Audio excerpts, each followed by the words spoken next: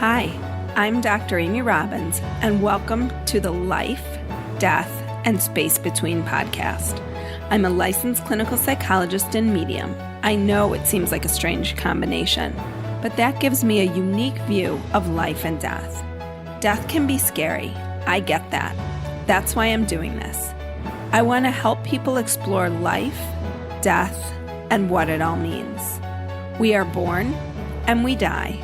What we do in the middle is the space between. Hi, everybody, and welcome to the Space Between. My guest today, Amy Gould, is an intuitive consultant and psychic medium. Amy offers the unique view of connecting to spirit while offering the calming approach of a mindful-based practice that provides a deeper understanding of personal issues. Amy works with clients to assist as they seek to understand challenging periods in their life by relaying messages from spirit that offer enlightenment and encouragement. Amy brings forth loving and meaningful messages in her work, and her clients typically experience an elevated sense of awareness that offers validation and resolution. Amy is a graduate of the University of Wisconsin-Madison and holds a master's degree in social work from Loyola University in Chicago and a master's degree in education from DePaul University. I'm honored to welcome Amy Gould to today's show. So, Amy, can you tell me a little bit about how you made the transition from social work and teacher to intuitive counselor, and what exactly does that mean?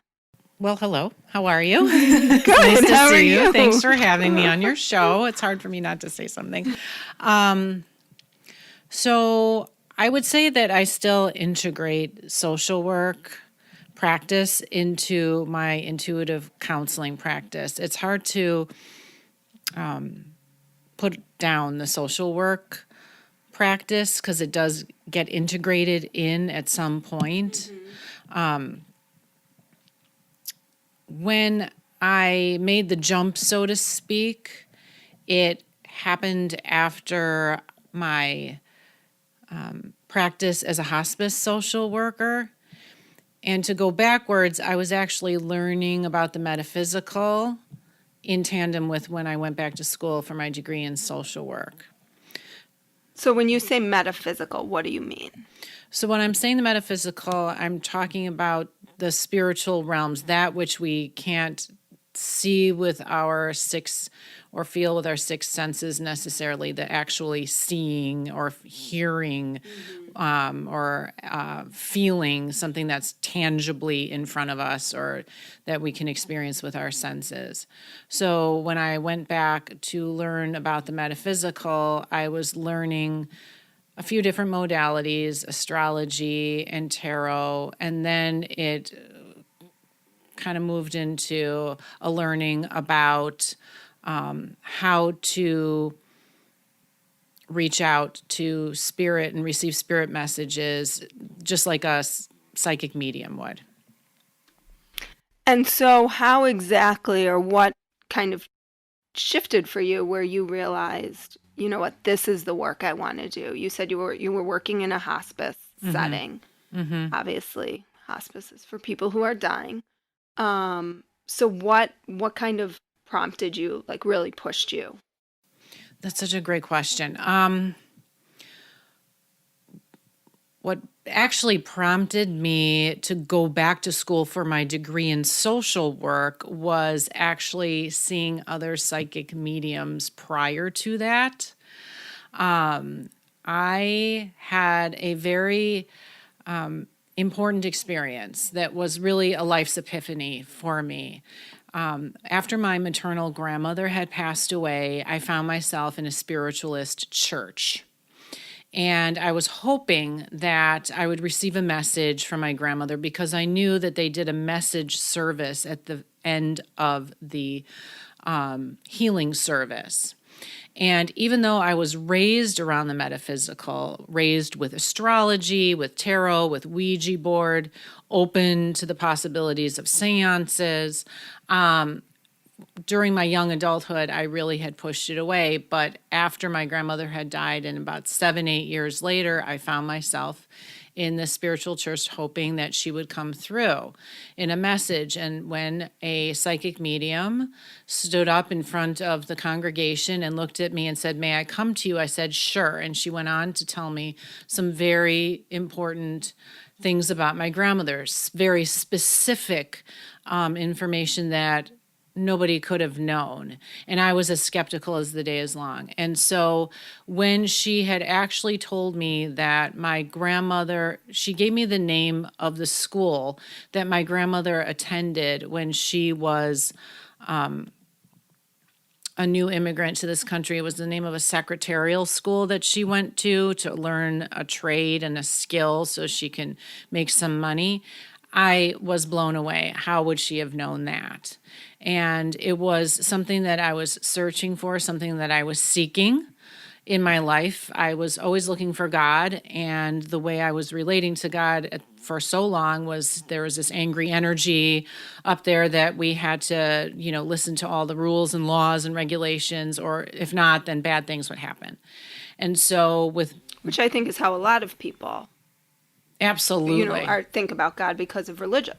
Absolutely. And so I went home that night, I fell to my knees and I cried and I said, "Thank you for showing me." I almost have tears in my eyes now thinking about it now. "Thank you for showing me that there's something else out there, and I needed to explore it and I needed to learn." So I started reading. I started going to different psychic mediums. They would tell me, "You're going back to school." And I'd say, no, I don't want to go back to school. "No, you're going to go back to school." And I sat on that for a while and continued to learn about spirit and spirit communication. And then I went back for my degree in social work. But again, studying spirit and the metaphysical in tandem. And then I finally took the leap of faith that this was the modality that I needed to work in. So that's kind of how, it's a long answer to how it is that I segued from social work into the metaphysical. So when you say you talk to spirit, what exactly do you mean by that? Because I think some people think, oh, you're talking to ghosts, or, people often refer to sixth sense, like dead people are talking to me, or whatever he says in that movie. So can you describe what that's like for you? Yes. So when it's important to understand that spirit is just simply energy. That's all it is. Spirit is just a vibration and we give off a vibration on the earth. And I do not believe that energy ever dies. That's a law of physics. Mm-hmm. Right. That energy is neither created nor destroyed. And so when energy leaves the human form, that energy goes somewhere. So I believe that I am communicating with some level of that energy. So when I am in a reading and when I'm communicating with spirit, and it could be a deceased ancestor, it can be a member of somebody's spirit team, it could be, some kind of energy that way. I am hearing in my head, just like we hear words in our head that tells us what to do during the day. I got to run to the bathroom. I have to go meet so-and-so for lunch. So you're hearing words. I'm hearing what may seem like an entire paragraph of information, just completely. I will also see in my mind's eye. I will see visions, pictures, words, names, initials. And how do you know that's not just your mind creating that versus some spirit entity? Right. So, and that's a great question, because for a long time I was wondering, perhaps I'm becoming schizophrenic. Right. Yeah, I'm schizophrenic. I really was scared when I was in social work school learning about all of this. I'm like, maybe I'm really schizophrenic and there's a real problem. I can turn it on and off. And what I mean by that is that the information when I'm sitting with a client is just simply coming in too quickly for me to make logical sense of it. It is not something that if I set an intention to imagine, then I can imagine at any point right now flowers, or I can see in my mind's eye what my bedroom looks like at home. But when I'm sitting with a client and they want to communicate, they have an intention to communicate with a loved one or their spirit team, I will get information that feels like it's coming out of nowhere, like it's coming out of left field. I'm hearing it. I'm feeling it in my body. I am tasting it sometimes. I'm seeing it in my mind's eye. And it comes in faster than I can make logical sense of it, which is why I know it is for my client and it's not for me and it's coming from spirit. So you said before that you started in hospice work. And when you're in hospice and people are dying, you see a lot of death. What do you think, or what have you learned along the way, both through your hospice work, but also through your spiritual work, happens when we die? Because I know this is a big question for people, and a big part of my reason for doing this is obviously to explore and to open people up, but it's also to help people maybe feel less fear around death, which, if you've been listening to my podcast, you know already that that's what I believe is the core of so much angst for so many people, is this notion of resistance to death and fear around death. So. Right.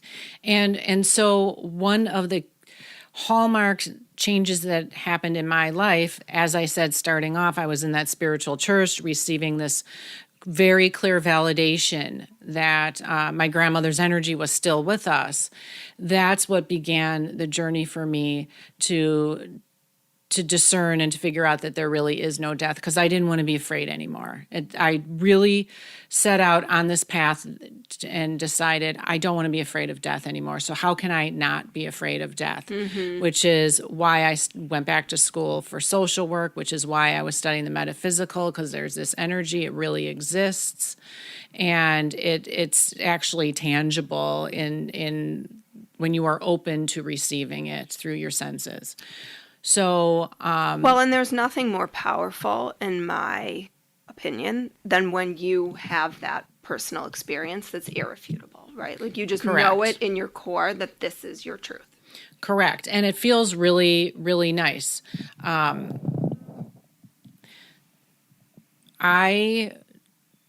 am not out here to prove anything.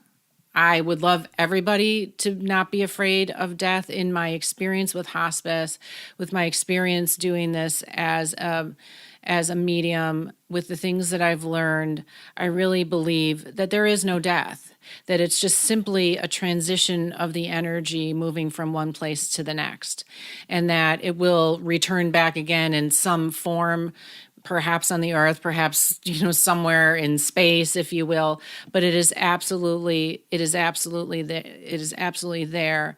And it never goes away. Eckhart Tolle talks about there being no death ever, undeath or something like that, because it's very true. It's just a shift of the energy. And what we get hooked on is the actual physical manifestation of a person, right? We want to be able to touch them and see them and hear them. But if you can, when you take away that physical body, the energy, the essence of that person is still there. It's still accessible. And if we can wrap our head around that piece, well, then they're never ever gone. Certainly we will miss that part, but it can be lessened and lessened and lessened as time goes on, that you can continue the communication. And what happens to you? What actually happens to that energy? You're in a body, let's say a soul, you're a soul. You're in a body, the soul is in a body, and then the body dies. So where does that soul go? Like what, right. In your opinion, your experience, having seen people die, what happens? What do you see? So the energy seems to interestingly stay in some level of being intact. In other words, it's not like all of a sudden the energy leaves the body and then all the little atoms or whatnot spread to the four winds, so to speak. It seems to be able to stay intact somehow. And you've seen this, right? And I've seen where energy appears to be leaving the physical body. For a time before I actually became a hospice social worker, I just was acting as a hospice volunteer, and I would sit vigil with people who were actively dying. And What does that mean to be actively dying? so they are like hours to days away from dying. So their body presents in a way that's very classic symptoms that present that hospice workers, doctors, nurses understand. So, for example, a person's breathing usually shifts. Maybe it becomes very short. Perhaps they may take breaths every, 30 seconds. It's called Cheyne-Stokes breathing. They have stopped eating. They have stopped drinking. They are typically not conscious. They may present with what's called modeling. So their fingers and their toes and their feet and up through their legs and their arms, they start, the coloring changes. It may look like there's a little bit of bruising because the body is just trying to conserve the energy for the organs to work. And so the blood flow starts to lessen and not be as adequate. So these are the common symptoms. And it's not for every single patient who is actively dying. Sometimes there's modeling, sometimes there's not. But that's but to the point of what you're asking is what has that I've seen. Again, I have experienced where I've seen what looks like a cloud of smoke, what looks like tangibly seen with my own eyes, energy appearing above somebody's head. Almost smoky in appearance, that the energy is beginning to leave. There's been many hospice social workers, or nurses especially, or volunteers who have experienced actually witnessing when somebody's energy is leaving the body. Perhaps they feel like the energy is kind of brushing like a soft wind through them or next to them, like a little bit of a chill. I have the goosebumps as you say that. Some people may see like the energy leaving quickly through the head. There's a belief that the energy absolutely moves from like from the feet through and exits through the crown chakra.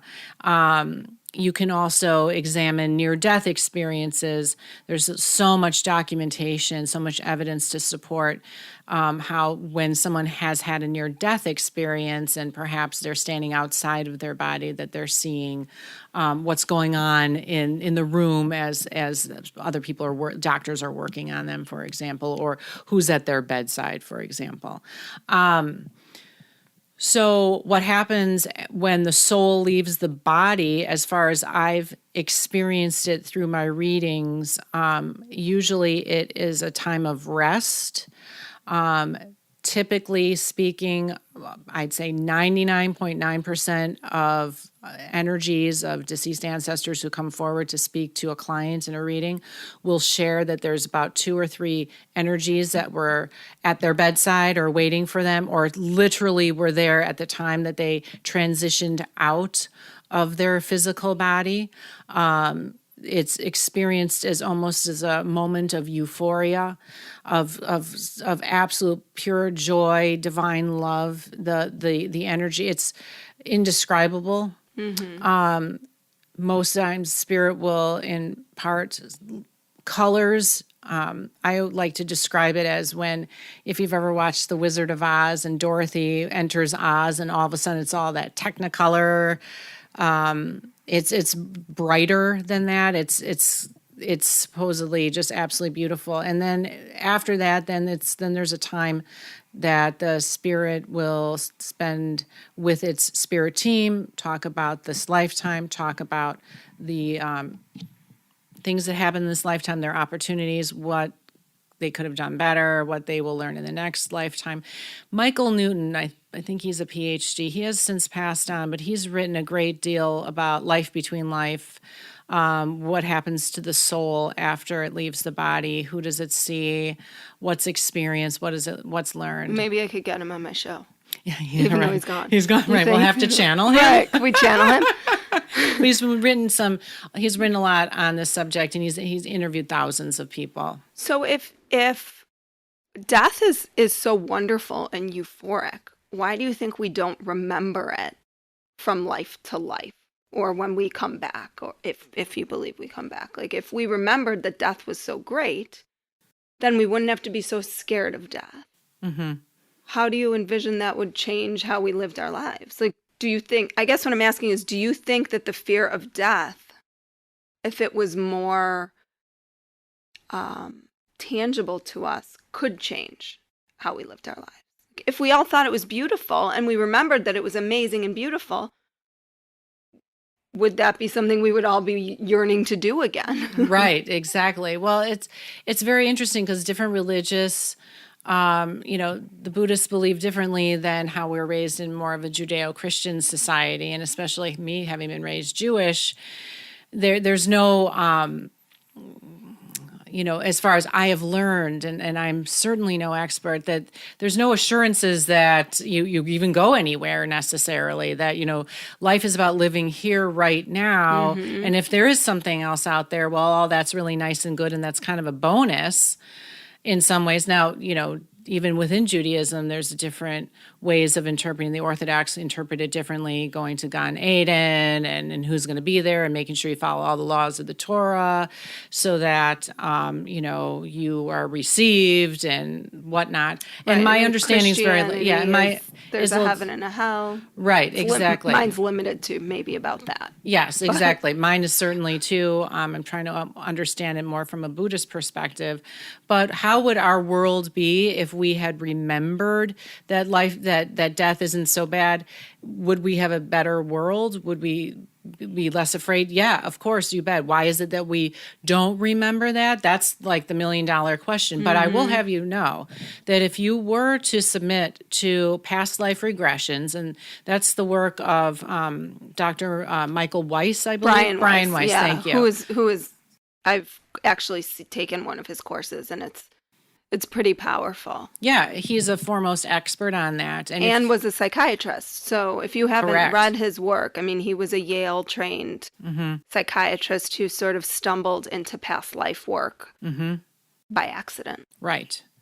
And if you do a past life regression or have done that, and you are walked through the actual time of death, you actually can discern that, well, this isn't really so bad, and it's not feeling so negative and horrible and sad. And there's, ways in which through that hypnotic state that a skilled past life regressionist can take you through, and it really begins to alleviate that tension that we have around death.